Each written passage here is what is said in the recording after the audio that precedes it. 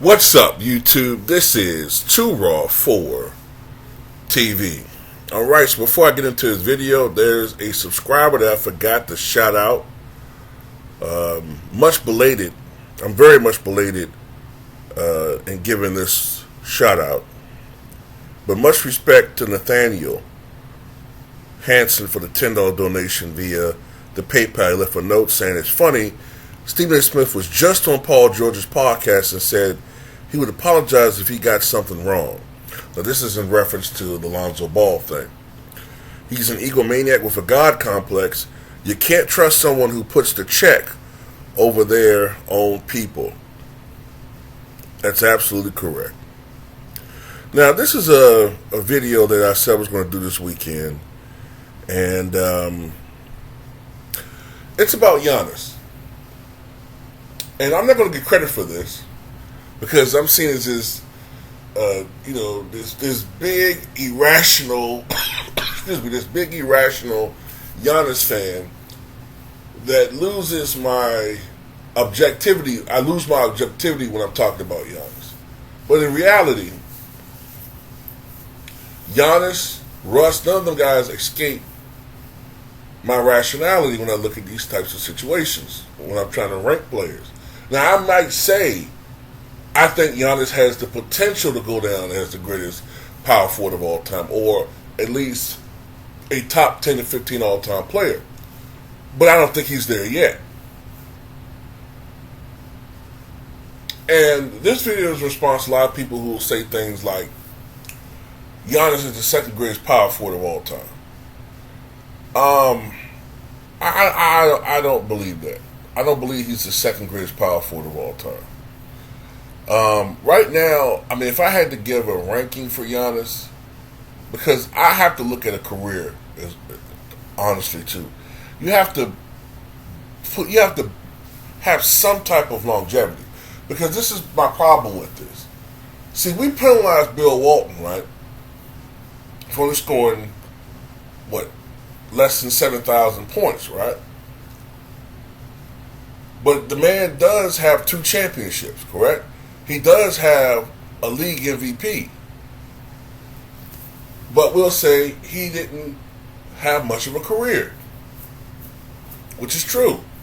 But yet, we'll anoint players who have only played in the league 3, 4, 5 years. We'll equate them with guys that have been playing 15, 16, 17 years because they have an MVP award or because they won a championship.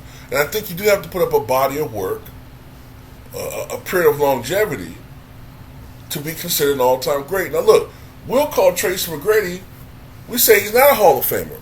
But yet, if you look at his career from 2000 to 2009, McGrady averaged 26.3 points per game in an era where defense was much more pronounced.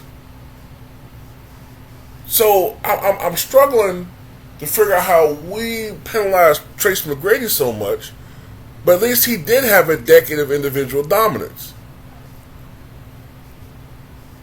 So my thing is this. I'm not saying Giannis is an all-time great. Right now, I would put him top 25, top 30, somewhere in that range. Right now. Each year, he get him creeping up more and more on the all-time list. Maybe after next season, top 20, 25. After next season, maybe top 15, top 20. That's how I look at it. Increments. Each year, more accomplishments. More all-NBA teams. More all-defensive teams. More and more statistical accumulation. That's how you build up the resume. But already, no. Look. A lot of people claim Giannis is the second best power forward of all time, only behind Tim Duncan. And yes, he's a great player, and yes, he has 2 MVPs, a final MVP, and a Defensive Player of the Year, and a much improved player. But it's too early to rank him in a top 10 trajectory. There's recency bias, and to be honest with you, I'm looking at this information that was given to me by one of my subscribers, so shout out to him. Shout out to the brother. When you look at it, can you really put him ahead of Bob Pettit? And there's some people going to groan and roll their eyes like, here we go again, one of these fossils. But let's look at Bob Pettit for a second. Bob Pettit was 11-time All-Star. Every year that he played, he was an All-Star.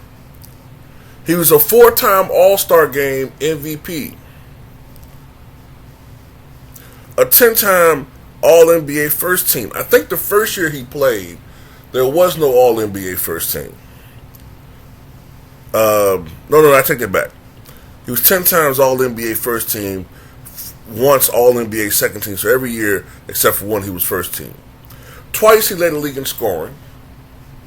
In 1958-59, when he averaged 29.2 points per game at the time, that was the highest scoring average in the history of the NBA, only to be completely blown away the very next year by some young guy named Wilt Chamberlain who averaged nearly 38 points a game. He won the rebounding title one year, which is something I don't think Giannis has ever achieved. He was the NBA Rookie of the Year. And I think Pettit also was a 2-time league MVP. And Pettit was the first player to crack 20,000 career points. The all-time leading scorer initially was Joe Fulks, and then Joe Fulks was overtaken by George Mikan.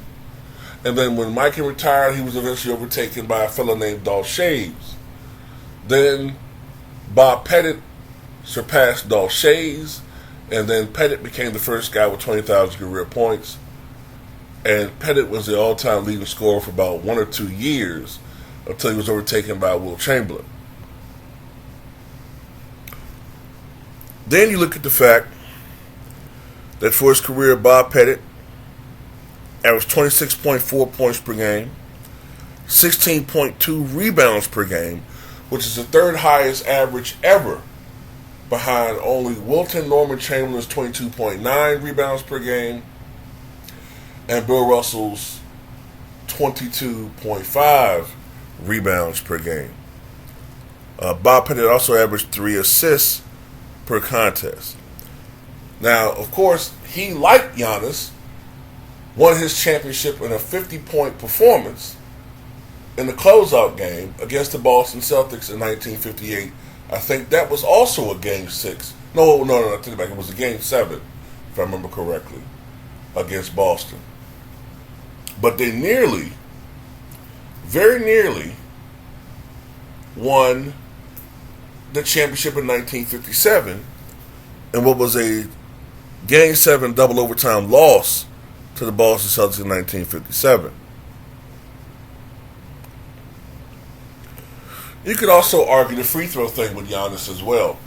In 2021, the NBA Finals, Giannis attempted 85 free throws throughout that series, while the entire Suns team only shot 104. The next closest player in attempts for both teams was Devin Booker with just 32. And Giannis shot 19 free throws in the closeout Game 6 and averaged 14.2 free throws for the series.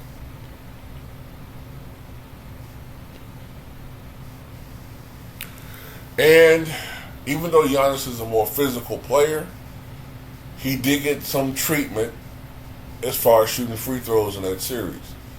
And I bring that up, and it pains me to bring it up because I do bring it up often with Dwayne Wade. And while Wade's situation was a lot more extreme because of his style of play, shooting 46 free throws in a 2-game span, but still, Giannis shot a lot of free throws in that series. So I bring these things up not to denigrate Giannis, because I still love him, and I still think he's one of the top players of all time. But we gotta pump the brakes about him being a top 10 player all time. That's poppycock. That's bullshit. You know what I'm saying? At the end of the day, and yes, I say poppycock. I talk the way I want to talk on here. If I want to use old, dated 1930s, 40s lingo, I'm going to use it because it's my fucking channel. It's my dick, my balls. I do what I want to do. You can call me too fraud for TV, too wrong for TV, too corny for TV. I don't give a shit. I'm going to talk the way I want to talk. actually, have your mama suck my balls while she's cooking my oatmeal. And don't burn it. And I like it lumpy.